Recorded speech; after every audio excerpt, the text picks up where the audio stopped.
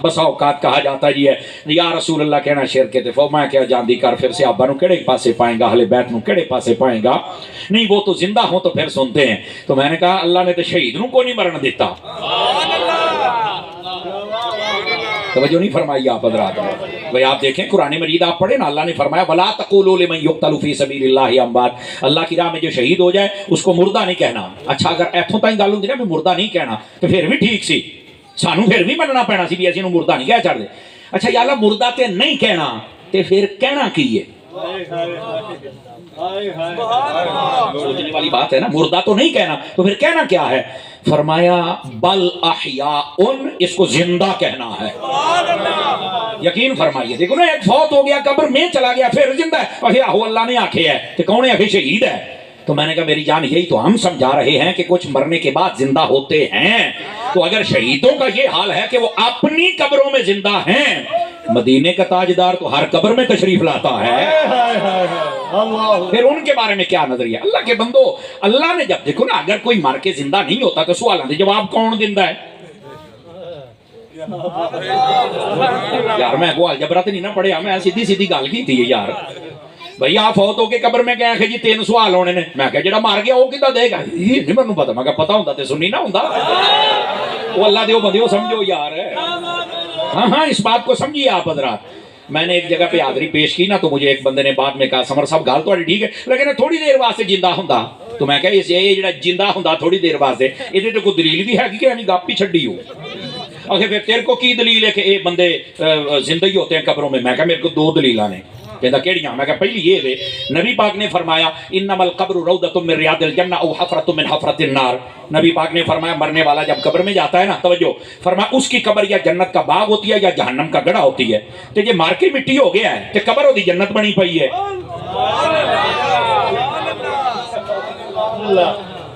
आप मुहद्दिस आज़म के शहर के रहने वाले जरा गौर फरमाए ना मेरी बात पर। और अगर वो काफिर है, फासिक है, फाजिर है, वो मार के उत्थे गया ओदी कब्र जन्नत बनी पई, वो मार के मिट्टी होया पिया। तो मैं कहे जन्नत तां बनी भी क़यामत ताईं चास लै।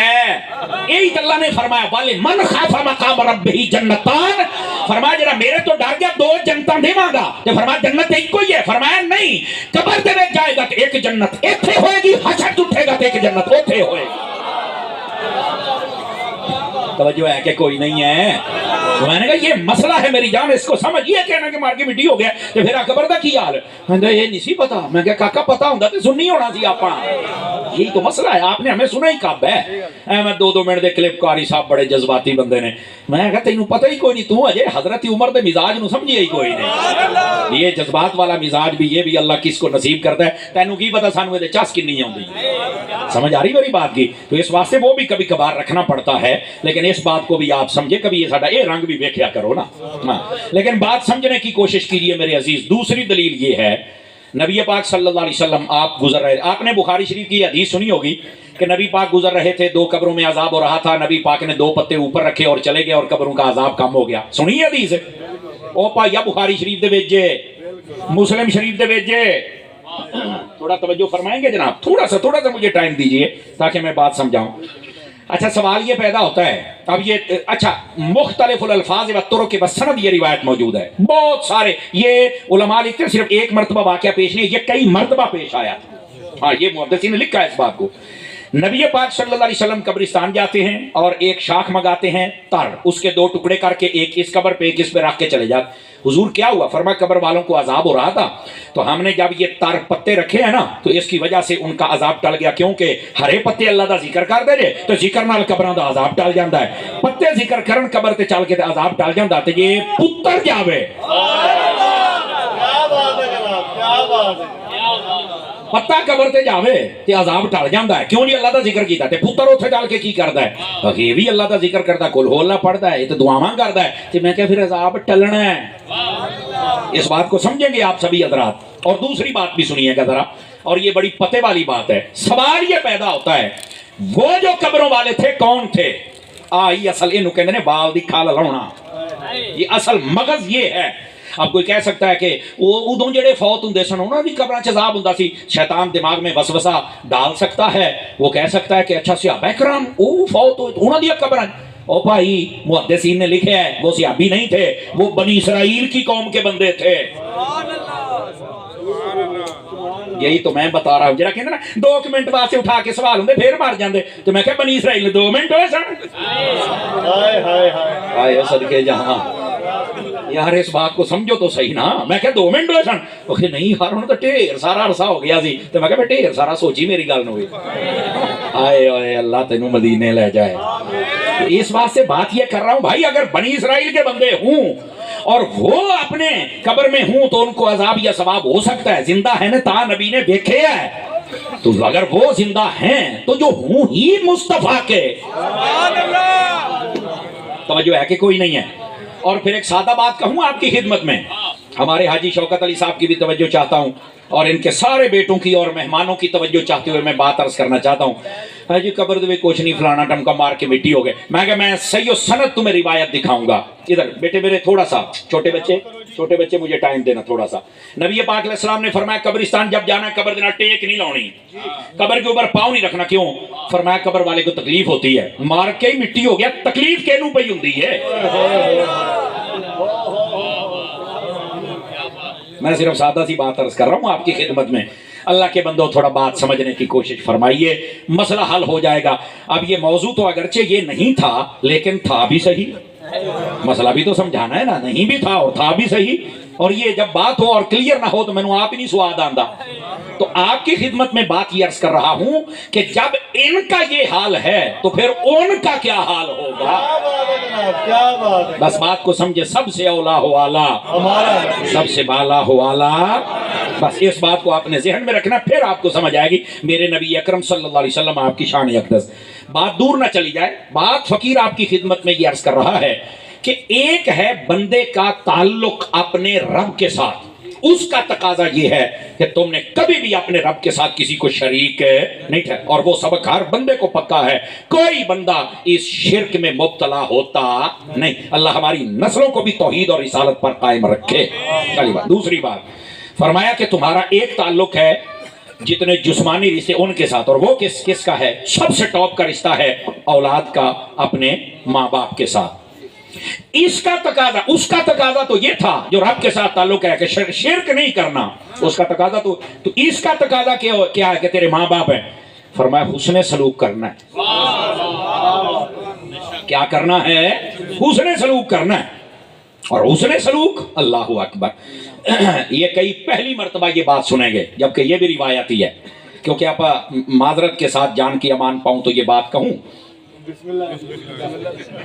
آپ پوچھنا پہنتا نا بھائی ہاں وہ نوبات بھی ساڑھے خلاف بول گیا میں کسی دے خلاف نہیں بولتا پیا میں صرف سمجھا رہا ہوں آپ نا دوڑے مائیے قصے کہانیاں انہاں دے پیچھے ٹور پہ ہیں روایت میں پتہ کیا ہے فرمایا جب تمہارے ماں باپ بوڑھے ہو جائے نا تو اپنی چارپائی ان کی چارپائی کے قریب بچھانا کیوں فرمایا ان سے باتیں کرنا ان کو ہنسانا